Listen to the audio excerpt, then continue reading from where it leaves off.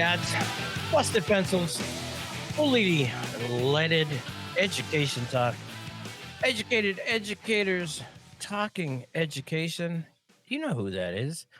Dr. Johnny Lupinacci and me, Dr. Tim Slekar. Jacob, chairman of the boards, is with us. It's an awesome Saturday. Great to see my two favorite people, especially here. Even though it's only through the incredible technological triumph of video conferencing that I get to see you guys. But as hot as it is here in Ohio, it's probably to your benefit because my guess is that being in the same room with me right now might create a little bit of a, problem because I'm not feeling like I'm smelling so good right at this moment. Just thought I'd share that on a Saturday for y'all. Jesus, Tim. Hey, it's Saturday. It's warm out. We've experienced some warm days across the country, listeners. If you had a warm day, enjoy it. It's beautiful out. I mean, it's spring, huh? Tim, you were saying it's Whew. basically feeling like summer. But hey, we're at it. We're glad you're with us. It's Saturday. We've been bickering, bantering, jabbering, right, about the state of higher education and the like unavoidable, omnipresent, factor of AI. And Tim, I'm excited today. I think we're going to jump into that, huh? Yeah, we're gonna dig deeply, and we have, like you said, we've been going at it, going back and forth, with Stephen Mintz, and again the Scott Latham article in the Chronicle of Higher Education. We said, you know what, we need the time, we need a Saturday to really dig into this and see if at the end of a 1 hour if Johnny and Tim might actually start to take communion in the same church in the future, or whether or not there's going to continue to be, some kind of, with the conclave going on this weekend and things like that. Just got to keep that up to speed. But Johnny, yes, we're talking about, are you ready for the AI university? Everything is about to change. It's in the Chronicle of Higher Education. Some people say the newspaper of higher education, and for people out there, higher education, college, university, the places, anybody who watched Animal House in the 70s, that place we're talking about. People are like, wait, what? Universities, AI, we're back and forth. Where are we going? But the piece, and this was released, I don't know if is it old now in the age of AI, April 8th, 2025. And I just think that this piece is profound. Now, is that a positive way of representing it? I don't know.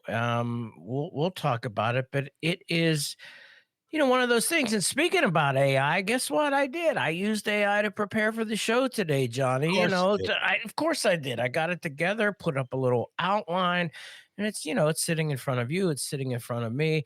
The suggested title: AI Apocalypse or Opportunity? I guess we can Well, guess what the AI thinks, Tim. Yeah.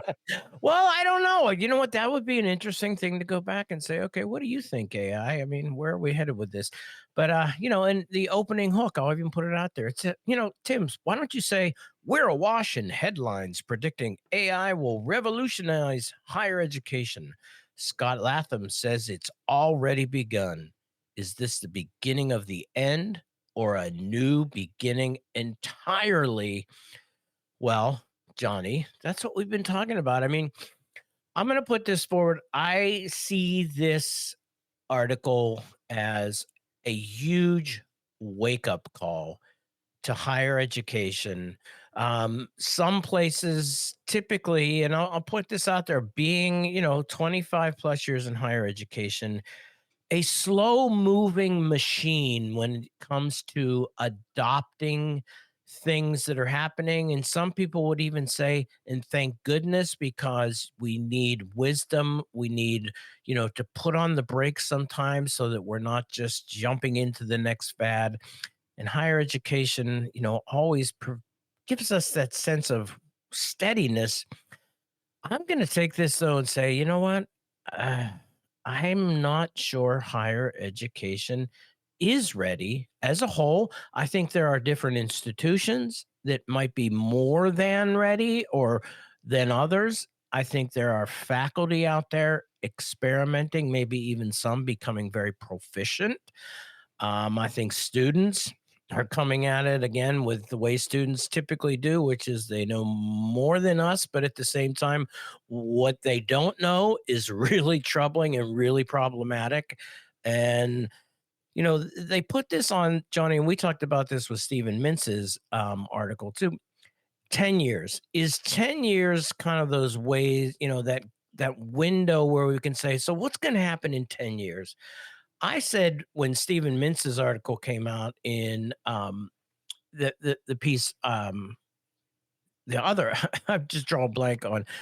We'll reference his piece in a second, but he made a prediction of 10 years, and I said I pushed back on that because after reading Scott Latham's article, I think 10 years is way too far out to be making any type of projections. And what I see happening is in 2 to 3 years, we're going to see radical change. Johnny, you and I maybe pushed back on each other on whether that's happening or not. But, I really do see, and I'm going to follow the AI talking points. I see the urgency and creative disruption in this moment, and I think I'm not gonna be the downer. I'm gonna phrase this as the opportunity, not the apocalypse, for institutions to become really awesome and to get out of that negative stereotype that, they're just slow moving, they teach kids irrelevant skills, colleges are worthless, they just take student loans and, they saddle kids with debt. No, no, no. If you're an institution of higher education and you see this moment and seize this moment, I see this as an opportunity to become more than relevant, but to be seen as an essential partner to the neighbors, to the community, to the people, and not just traditional students. And in fact, I'd say maybe more so outside. All of those other students out there with some higher education but never finished, there's an opportunity to reach out and actually hold the hands and create partnerships with a whole new population of students. But you're going to have to take on AI. Johnny, I'm going to hint. I'm speaking of this from the standpoint of realizing that you've hinted, I'm going to be going into a new position, and academic innovation is actually in my title. I'm not going to say where it is yet and all that. And so maybe why I'm looking at this article and things like that, maybe more with a framework of going, we got to get moving on this. I don't know. I'll put it to you, but Johnny, that's my take as we're opening up this piece. AI University, are you ready, Johnny? Well, Tim, I'm going to ask you some questions because I All got to right. better understand your position because right now I don't. Sounds like a good political pitch for all the things. I liked what you were saying, like partnership and increased access to, pathways to new careers, to, completion of degrees that help complement, a need in our community, right? We learn to do particular skills and have knowledge that we can apply in our careers and our communities that strengthens a democracy, that strengthens a local economy.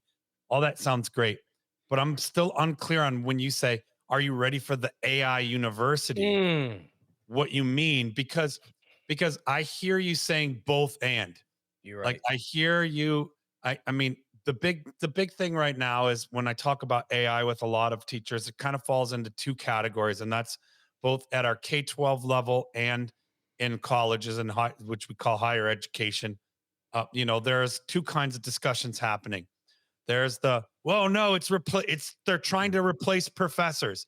And I think on some level, that's every career out there. So pencil busters, listeners out there, you're probably thinking about, is AI going to take my job? And I think for a lot of jobs that is not true. Mhm. But I do think AI is becoming part of nearly everybody's job in some capacity. So knowing how to engage with AI, how to use AI, its limitations and strengths have become absolutely essential. So I think there's the one conversation, right? On one hand, Mhm. it's, is AI coming for our jobs? And I hear that when you say, "Are you ready for the AI university?" I know a couple of weeks ago I said, "Tim, you sound like a professor hater." You were saying all these professors who aren't ready for AI, you're going to lose your job. And I'm like, whoa, Tim, you sound like that one conversation where it's like AI is coming for our jobs. So that's one conversation. The other conversation, which I hear you saying both of these, is, are we ready for the important collaboration? Mm. That's not a conversation of replacement. That's a conversation of how a tool enhances the learning experience in higher education or at any level. And I think that's a generative congregation, if we want to use that church metaphor you dropped, that I'm interested in hearing, their thoughts. That's the conversation I'm in.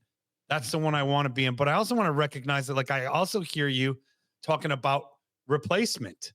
And so I want a little more clarification on when you say, "Are you ready for the AI university?" I'm like, hold on. I don't know that I'm ready for the AI university, but I certainly am on board for how we explore correct collaboration. Because I think when it comes to teaching, and this is at all levels, there's a unique value of humanness in the craft. Mm. It predates all of these technologies. I know on the show I've talked about calculators. Sometimes I like to call them cackalacs right in my classroom, but the calculators, right? All those kinds of tools, the word processors, we have conversations all the time of like, do we practice handwriting? Do we do cursive still, or are we doing typing? This is like, no, this is sounding like, as my kids say, a conversation from the last century. They're always reminding me that I'm a teacher of last century. So they say, of course you remember using pencils and bubble tests and things like that. But Tim, when we come back, I want to dive into a little more clarity around what in the heck is this AI university, buddy? What is it? When we come back, plus some pencils. What you got? What you got? Taste of victory. What you got? What you got? Tastes so sweet. Everybody knows my name. No, everybody knows my name. Apex predator. Coming to bring the hurt and pain. I'm an apex predator. And I ain't taste for the game.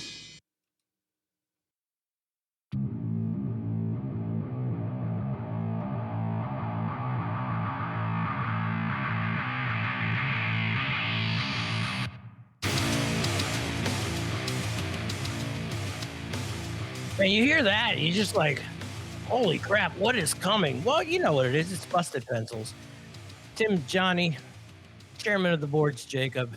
On Hey-o. Saturday, here we are, busting pencils. Johnny, man, took me apart as we left the last segment I don't know there. about that, Tim. I'm just asking for clarification. We're gonna All try right. and where do we land on that? Is AI a replacement? Is AI university, as you kind of pitch it, is it a replacement of the necessary humanness I'm arguing is teaching, or is it a collaboration, a powerful tool? All right. Let me try my best because I Okay. think those are legitimate. Yes. And let's reveal Scott Latham's article or post in the Chronicle of Higher Education. Are you ready for the AI university? Everything is about to change. He takes it to the furthest point that that says, hey, guess what? In we're going in this 10-year range.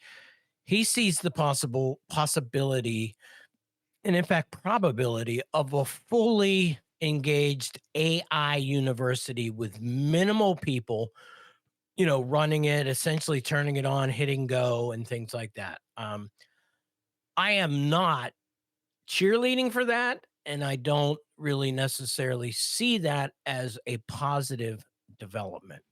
I definitely see this as a collaborative opportunity to really, really make higher education powerful, relevant, incredibly transformative, and a place where students, and let's expand students outside of those 18 to 25 year olds that typically we think of when we're thinking of higher education.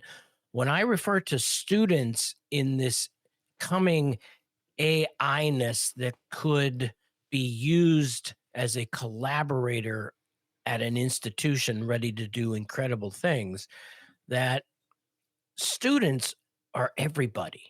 Everybody in this moment, it can be a student. And an institution of higher education, I think too, and this is a legitimate criticism, not just of an enhanced, but universities, particularly big elites, but almost every university has this, preparation. Who's allowed in? Who's allowed access to the university? And typically, if you're old school, some SAT or ACT score allowed you in or didn't allow you in. So access was always limited.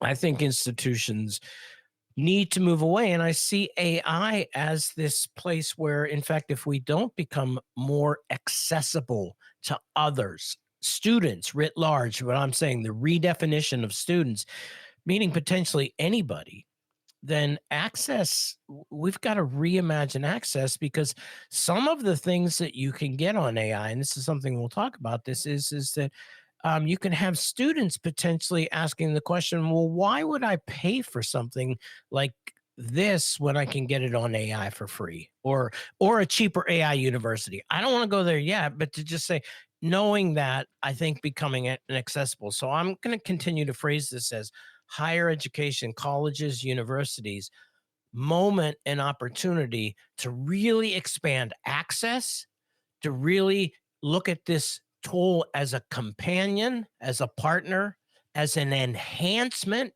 an AI hybriding of the work we already do. And that this moment too, to really be partnering with industry, particularly the places where we know and we see AI is already being adopted. And in fact, their expectation of future workers is AI, some form of competence. So maybe is that a little bit more relaxed, Johnny? Or did I calm down a little bit for you? Well, I think so, and I think that's a really important conversation to to have, to emphasize. And I hear you saying that there is an extreme version here where we talk about a fully automated AI thing, and I I cringe a bit. I'm with you. I don't want to see that happening. I think technology certainly could support that, but it removes that unique humanness that is part of education. It's at the heart. I'm going to use that word specifically and biologically, at the heart, the heartbeat of education, to be present at new ideas emerging. And so I think that would be a loss, right? To go fully automated. I think that'll exist. I mean, cursory. I think that exists with the internet. I say all the time to students, like, when they like, why are you here? What's unique about what you being in a classroom together? What's unique about us having programs, even in hybrid form where we're online and meeting in video conference formats and chat boards and things? What's unique about you being part of a community? What's special about this? And the exchange and the dialogue and the importance of being in a group, learning, utilizing social learning theory, albeit adapted with the role technology plays in our life. I don't think that will go away. And I think that I'm right there with you. That collaboration model. I think that, like, I'd go as far to say, and I believe it's in Inside Higher Ed, I read recently, most successful institutions will be those that create frameworks for AI integration that enhances rather than replaces the human elements in education. Turning what was once that conversation of like, our students going to use it to cheat, that conversation around academic integrity, but more leaning towards, I think, Tim, what you're saying is that this is a powerful tool to be a catalyst for more personalized, Mm. engaging, and effective learning experience. I'll speak to it as a professor. In the small amount of time I've engaged in utilizing AI in the classroom, both teaching about it, because right, I teach teachers. They need to know how AI can be used in their craft, them being teachers. So I need to teach it. I also have it as part of my pedagogical practice and have been learning. But I will say, Tim, in my day-to-day grind as a professor, it has become a powerful tool, not a replacement to me writing and Mm. researching, but an important tool. This generation, I talked about it in the show last week on Monday. I said I gave some sort of some key points in the changing landscape of higher education. And I talked about student expectations, right? A changing demographic and student expectations.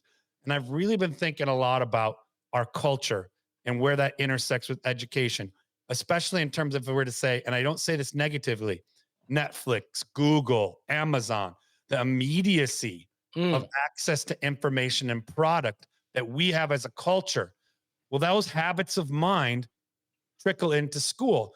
And I've struggled, I will say, Mhm. especially coming out of COVID, I've struggled as a human being and a teacher to be accessible 24/7. It's burnt me out a few times around the clock. Emails work. Technology has moved faster than our human capacity to adapt to it. I can't respond to a student's email that comes in at 11:45 at night by 8 a.m. the next morning. I know teachers out there, you have this going too. But what AI has done is it's freed me up to be human at my job again. It's allowed for me to have some automation and some support. So I want to get into that, Tim. I think we're landing on a similar plane here, right? Uh-oh. And I like it. We're sharing a runway, as unlikely as that might have seemed with our odds with AI. Let's dig into it even more. The AI University. What does that mean when we get back? Let's go.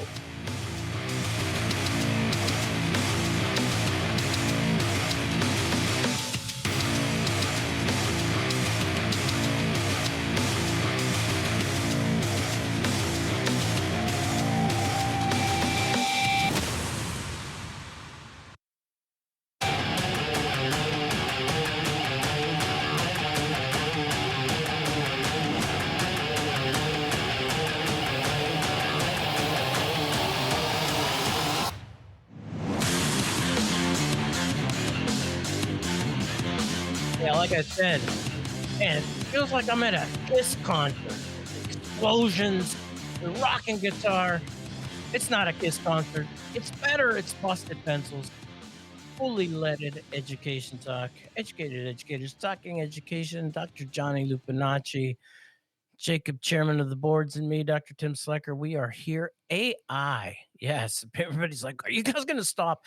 Well, I don't know, but big push today though, an hour Saturday to really dig into this. The AI University.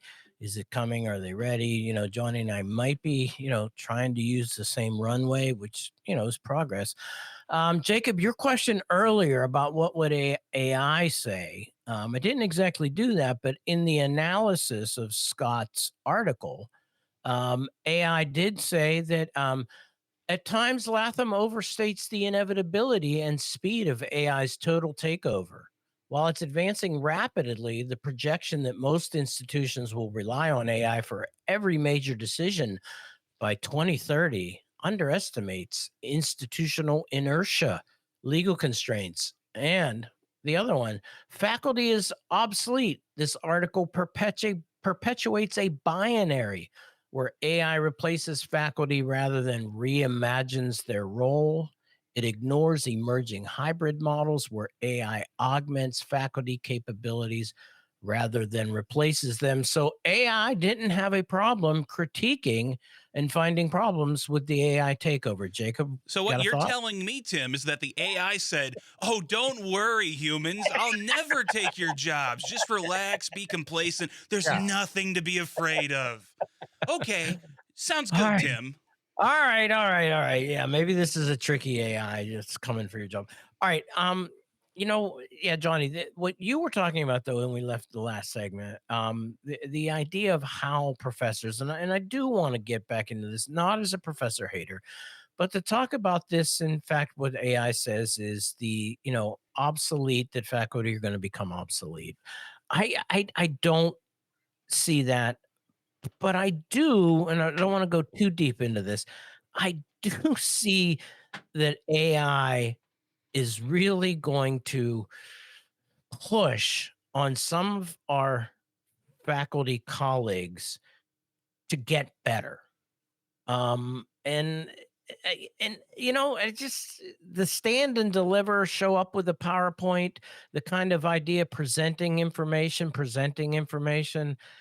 No. And in fact, I could say, AI can present information way better than a lot of the professors I had back in my day in some of those. And so, in that sense, are faculty ready to step up and use it, Johnny, the way you kind of put out there, reducing time on those busy tasks that used to take up way too much of our time and allow us to dig deep into that work, that spiritual work of teaching, of learning, of getting in and motivating and creating spaces for students where they can come in and share with us, not what class they need next semester, but maybe how they're looking deeply at a class and how it's going to influence their future and what they're thinking about, right? The things we professors have always wanted. I hated academic advising. And it's like, no, it was never advising. It was always helping students get their darn schedule, right? Occasionally we would get some advising here and there.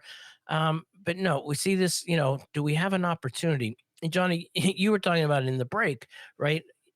The possibility of how AI might enhance. So, I have been busy. I've been taking lots of AI courses. Not from, oh, well, actually, one I did take from Auburn, from a higher education accredited institution.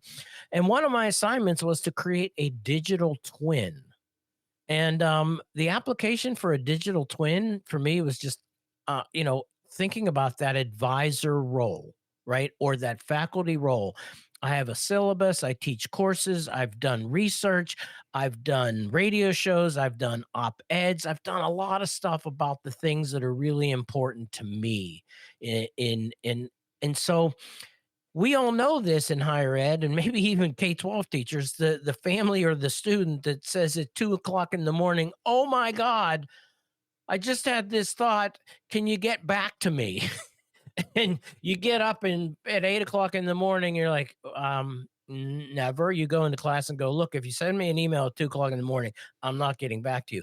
Guess what my digital twin can do though? I'm not available right now. However, if you click here, Tim's digital twin will gladly help you converse around ideas you may have about the course you're taking with him or about future ideas for directions you're going to go with in your future about teaching and learning. And I created that digital twin, and I got to tell you, it's pretty cool. And I've had a lot of people mess with it and say, if I wasn't available and you had access to this, ask it questions, tell me what you think. People came back and went, "Oh my God, it was just like we were talking to you, Tim." So I see that as a Jacob. Oh, come on, I got to jump in there, man. Look, Tim, I'm a guy who spends hours talking to AI anime girl chatbots, and even I think that's a little too creepy, teaching an AI to be you. I mean, they're showing up with the AI to replace you, and you said, no, hold on, boss. Let me show it how to be me. I can. Okay, Yeah, so this is here, these take my are the job. restaurants my wife likes. So if you could take her out there, I don't know, Johnny, what are you thinking about that? Because that one seems a little much for me. Yeah, I mean, I think it's the extreme version of what I do see as useful and helpful is that there's a clear need to restructure higher education and I think when you rebuild a sports team, you're in a rebuild. I want to say higher education's in a rebuild right now. There's a lot of downsizing that's been taking place. There's a lot of labor that's been put on people who, quite frankly, aren't really good at that labor. I've used this example before. You're the world's leading researcher in plastic coatings. You're not. You haven't been like dedicating a big chunk of your life and time to being the best at answering questions about why there is a day off on a Monday when there's a day off on a Monday, or when do I have to submit my form for graduation, or who do I need to talk to have this hold lifted from my account. And I think those are important questions that students in a class that teaches about plastic coatings have.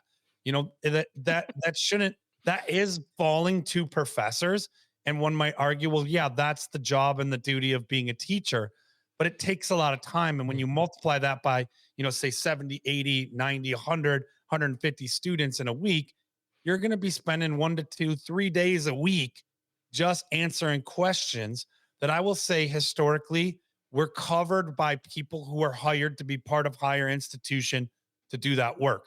So more of the day-to-day grind in operating a university has fallen on faculty, and faculty aren't very good at this. That's not why they got into this. But to a moment of reality, right, is that we are in a rebuild. And so in the midst of that rebuild, faculty have had to become good at this.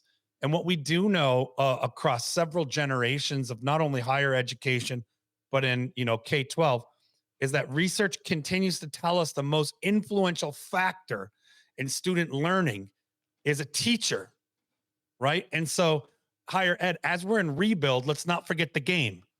The quality of the game rests in the ability of your great teachers to teach. So we've spread them thin. And if we're using that sports metaphor, we've taken an amazing closing pitcher and we've got him playing first base and starting some games, in the and on the mound. And that's not the best use of that amazing closing pitcher.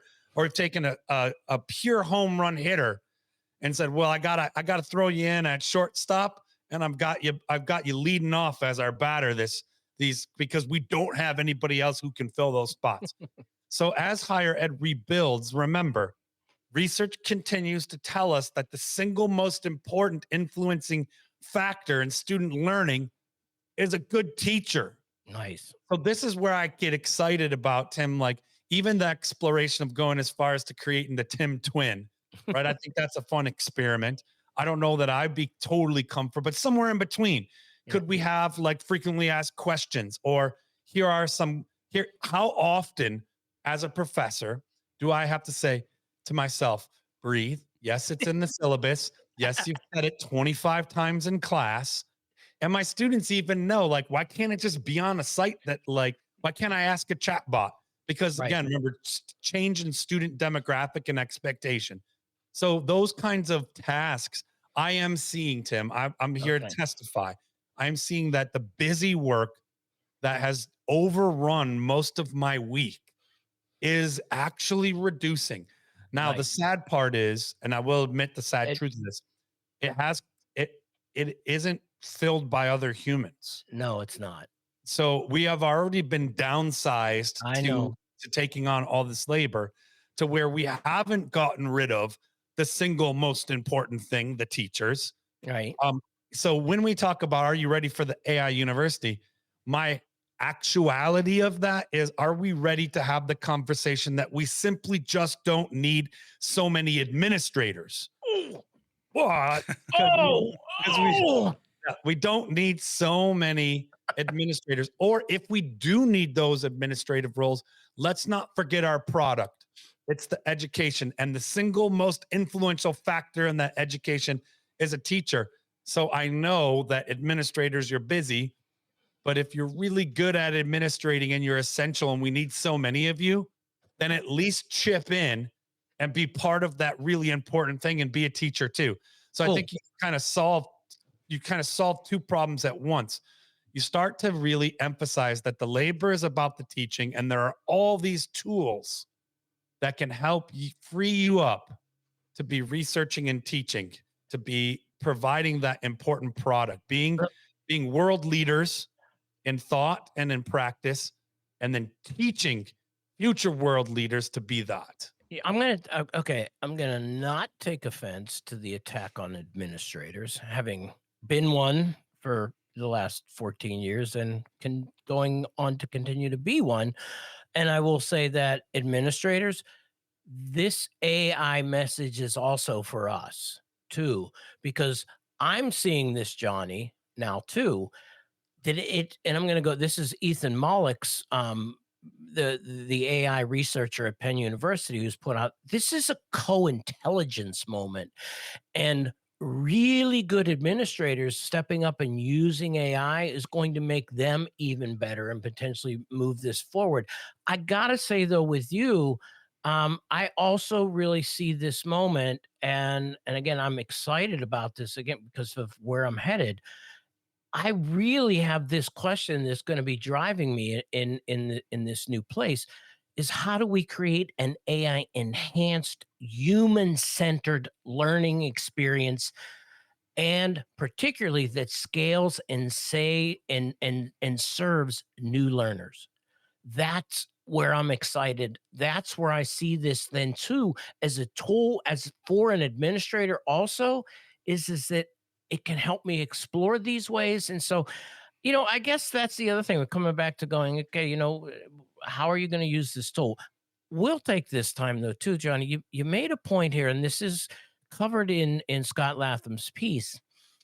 Yeah, you point out that maybe a lot of those roles that as a faculty member, maybe we shouldn't have been doing anyway, and potentially, and in fact, there are offices on campus that typically serve this, and I do see AI not taking faculty and administrators' jobs very quickly, but I do see some of those places like potentially some of the tutoring services colleges offer, registration in the registrar's office.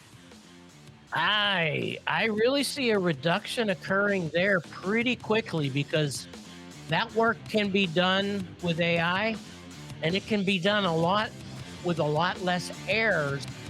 I don't know. Take that for what it's worth, Johnny. We'll hit it when we get back. Artificial intelligence. I don't know. I feel still pretty intelligent. More when we get back.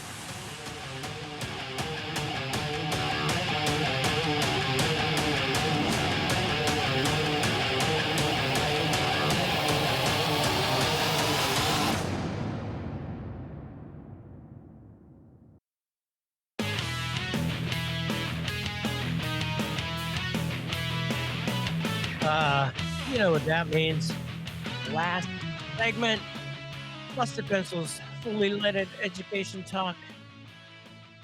Dr. Johnny Lupinacci, Jacob, chairman of the boards, me, Dr. Tim Slekar. Yeah, we're busting artificially intelligently generated pencils. I don't know. Maybe thinking about it.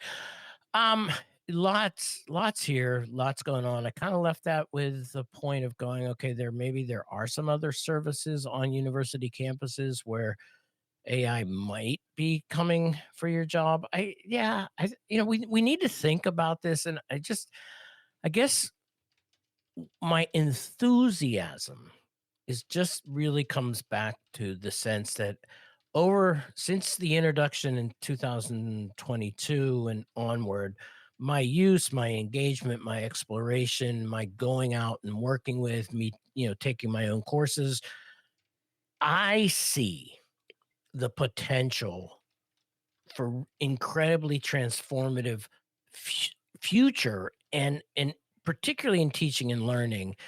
And I do see that it's like a bionic piece that has been given to me now, and I'm going to refer back to Ethan Mollick's concept of co-intelligence.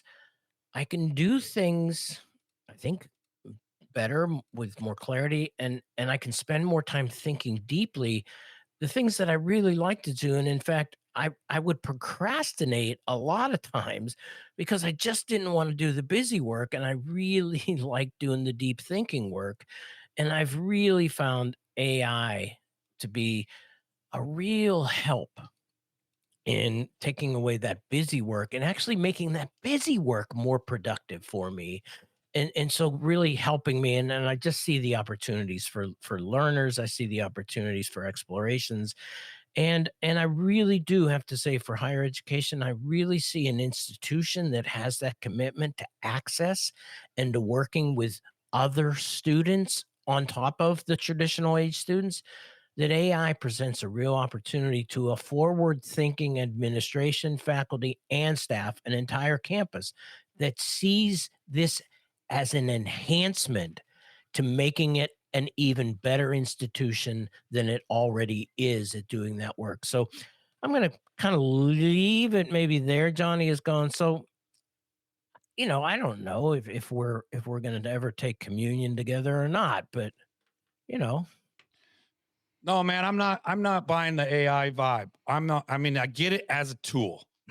Like I see that. And then it stretches into this like silver bullet that's gonna fix everything. And I just don't think it will. It's another tool. I agree with you. It increases our our time available to do what we're great at in different tasks. I think for me, it's a bigger picture. In my 25 years in higher ed as an educator and a researcher, and have had my hat in leadership. And so I see the importance of all this, but I think that blue collarness in me comes out. And it's also going to be a sports metaphor. I do truly believe the most important people, whether we're talking sports team or we're talking factory, are the people that are closest to your product. Mhm. Essential people who, like, if we're making cars, it's the people who design and make the cars. Yes, all those other pieces about like decisions and executive office stuff has to happen because in some ways we've created a lot of layers of necessity. But when we boil down to it, it's why the players on the sports team make more than the coach or the GM. A lot of times, your top players, you can't be competitive without them. This is the Mhm. same thing for universities who've got this backwards right now, where the salary increases by moving in out of teaching and into solely research or into administration. And I think this is a backwards plan model. Like it's really a problem.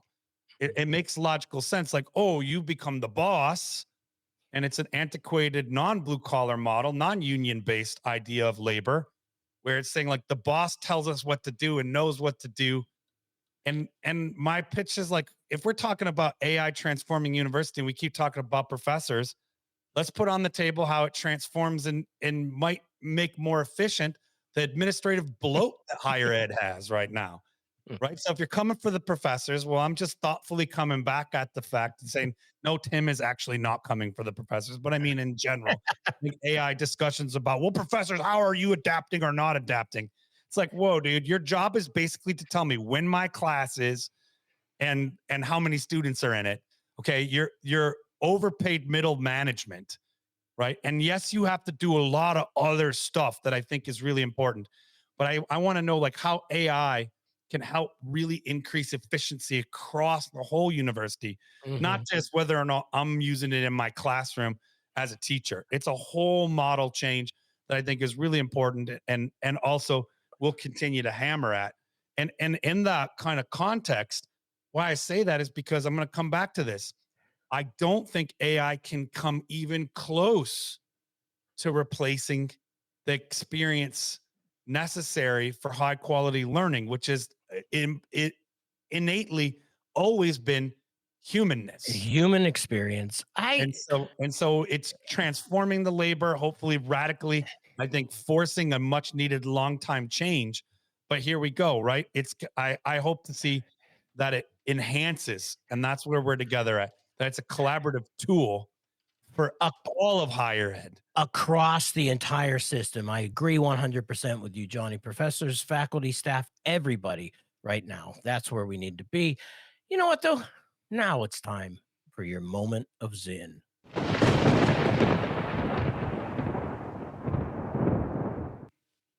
I started studying history with one view in mind: to look for answers to the issues and problems I saw in the world about me.